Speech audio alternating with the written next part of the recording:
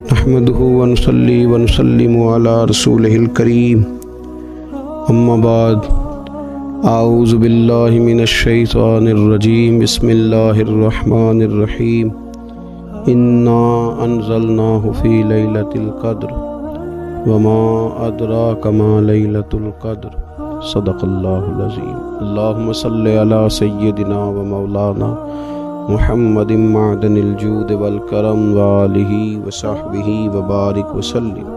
الصلاة والسلام علیک یا سیدی یا رسول اللہ وعلی آلک واصحابک یا حبیب اللہ۔ حمد و صلاۃ کے بعد اللہ تعالیٰ نے قرآن مجید میں ارشاد فرمایا کہ انا انزلناہ فی لیلۃ القدر، فرمایا بے شک ہم نے اس قرآن پاک کو لیلۃ القدر میں نازل کیا ہے، قدر والی رات میں نازل کیا۔ وما ادراک ما لیلۃ القدر، قرآن مجید کے انداز پر غور فرمائیں۔ فرمایا تم کیا جانتے ہو کہ لیلۃ القدر کیا ہے؟ تمہیں کیا خبر ہو کہ لیلۃ القدر کیا ہے؟ اس کی اہمیت دیکھیے۔ میں کہا کرتا ہوں کہ صرف اس ایک فکرے کو دیکھ لیا جائے، وما ادراک ما لیلۃ القدر، اور تم کچھ جانتے ہو کہ لیلۃ القدر کیا ہے؟ تمہیں کیا خبر کہ لیلۃ القدر کیا ہے؟ لیلۃ القدر 1000 مہینے سے بہتر ہے۔ ان آیات کو دیکھیں اور ساتھ نبی پاک صلی اللہ علیہ وسلم کا وہ فرمان دیکھیں جس میں حضور علیہ الصلوۃ والسلام نے فرمایا تمہارے پاس ایک مہینہ آ رہا ہے رمضان کا، اس میں ایک رات ہے جو 1000 مہینے سے بہتر ہے، اور یہ لفظ کتنے جھنجھوڑنے والے ہیں۔ حضور علیہ السلام نے فرمایا جو اس رات محروم رہ گیا وہ ہر نیکی سے محروم رہ گیا، جو اس رات محروم رہا محروم ہی رہ گیا۔ اتنی بڑی بات۔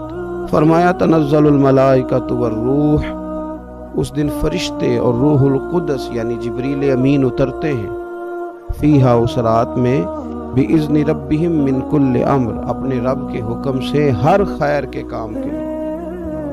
سلام، یہ رات سلامتی والی ہے، ہی حتی مطلع الفجر، یہاں تک کہ فجر طلوع ہو جائے۔ سرے شام سے لے کر مغرب سے لے کر فجر تک یہ رات سلامتی والی۔ اس کو لیلۃ القدر اس لیے کہا جاتا ہے، ہمارے مفسرین فرماتے ہیں کہ اس دن قدر والی کتاب قرآن پاک قدر والے محبوب پہ نازل ہوئی اور قدر والی امت کی طرف بھیجی گئی۔ نبی پاک صلی اللہ تعالیٰ علیہ وسلم نے جب پرانی امتوں کی عمریں دیکھی، نہ کسی کی 1000 سال ہوئی، کسی کی اس سے زیادہ ہوئی، تو اللہ کے محبوب علیہ السلام کے دل مبارک میں یہ خیال آیا کہ میری امت کی عمریں تو بڑی تھوڑی ہوں گی، تو کیسے اتنی لمبی نیکیاں کر سکیں گے؟ تو اللہ تعالیٰ نے پھر لیلۃ القدر عطا فرمائی۔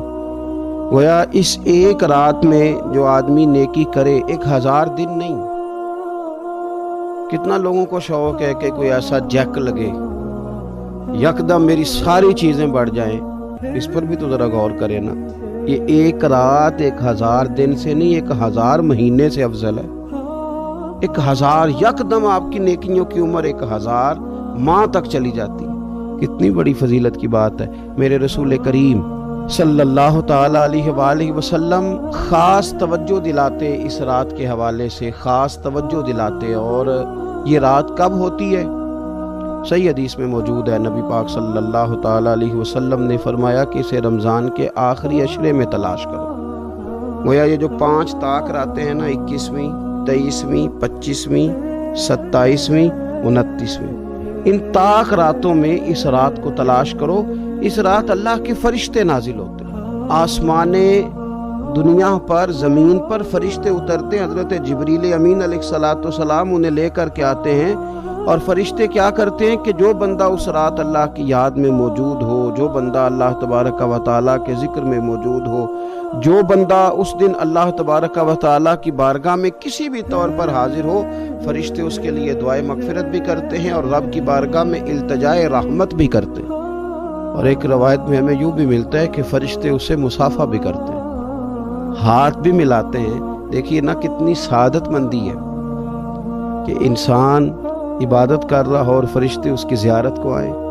ہمارے صوفیاء فرماتے ہیں تو پکا پروگرام بنا لے عبادت کا، فرشتے کئی بار تیری زیارت کو آیا کریں گے۔ اور پھر ایک اور بات یہاں بڑی قابل توجہ ہے کہ انسان جب محسوس کرتا ہے نا مجھے کچھ دیکھ رہا ہے، تو ذرا اس کی عبادت کا انداز بھی تھوڑا تبدیل ہو جاتا ہے۔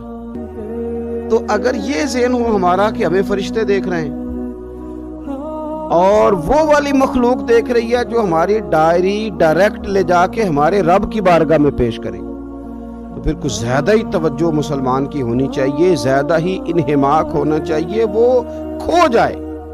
ٹھیک ہے، ہم کمزور بھی ہیں، ہمارے اندر کچھ پریشانیاں بھی ہیں، ہماری بیماریاں بھی ہیں، ہم لاغر بھی ہیں، ضعف بھی آ جاتا ہے، تھکاوٹ بھی ہمیں آ لیتی ہے، لیکن لمبی تو بات ہی کوئی نہیں، 5 تو طاق راتیں۔ حضرت سیدہ عائشہ صدیقہ رضی اللہ تعالیٰ عنہ ارشاد فرماتی ہیں کہ جب رمضان کا آخری عشرہ شروع ہوتا تھا نا تو نبی پاک اپنی کمر کس لیتے تھے عبادت کے لیے، خود بھی رات کو اٹھتے تھے، ہمیں بھی جگاتے تھے، کیونکہ سونے کے دن تو نہیں، یہ تو جاگنے کے دن ہے۔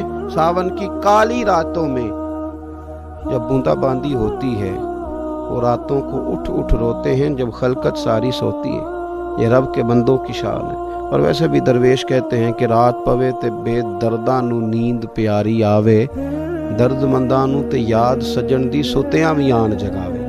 تو یہ وقت ہے خاص، اس خاص وقت اس بات کی طرف ضرور توجہ کرنی چاہیے۔ اور یہ جو کہا گیا نا کہ فرشتے نازل ہوتے ہیں بِإِذْنِ رَبِّهِمْ مِنْ كُلِّ امر، اللہ کے حکم سے آتے اور ہر کام کے لیے، ہر امر خیر کے لیے آتے ہیں۔ اس میں بھی ہمارے مفسرین نے لکھا ہے کہ وہ تمہارے لیے پورے سال کا فیصلہ کریں گے کہ تمہیں کیا دیا جائے گا، تم کیا حاصل کرو گے اللہ تبارک و تعالیٰ کی بارگاہ سے۔ تو اس کا معنی یہ ہوا کہ پھر تو یہ لینے کی رات ہے، ایسا نہ ہو کہ فرشتے آئے ہوں رب کی بارگاہ سے یہ پیغام کرم ہو کہ دینا ہے اور لینے والے سو رہے ہوں، وہ آرام میں ہوں۔ تو یاد رکھیں خیرات اسی کے پیالے میں آتی ہے جس کا پیالہ سیدھا ہوتا ہے، اور اگر پیالہ ہی سیدھا نہ ہو تو خیرات پھر پیالے میں نہیں آیا کرتی۔ تو پھر اس کو جو کہا گیا نا کہ یہ سلامتی والی ہے، تو اس میں ایک اور بات بھی ہمارے پھر مفسرین نے لکھی ہے کہ اس رات شیطان تو ویسے ہی قید ہے، اس رات بندے کا نفس بھی نہیں اسے تنگ کرتا۔ یہ طاق راتیں اتنی حسین ہے کہ تھوڑی سی بندہ ہمت کرے تو اللہ عبادت کے لیے اس کے دل کو قرار عطا کر دیتا ہے، اسے سکون ملتا ہے، طبیعت ٹھنڈی ہو جاتی ہے، اور وہ بڑے ذوق کے ساتھ اللہ کی عبادت کرتا ہے۔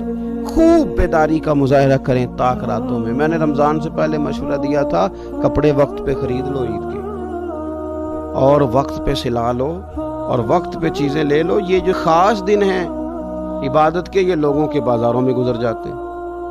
یہ زیادہ تر وقت ہمارا خریداری میں اور شاپنگ میں اور ایسے مہمل کاموں میں صرف ہو جاتا ہے کہ جن کی وجہ سے یہ خاص چیزیں جو ہمیں میسر آنی تھی ان سے ہم کئی دفعہ رہ جاتے ہیں۔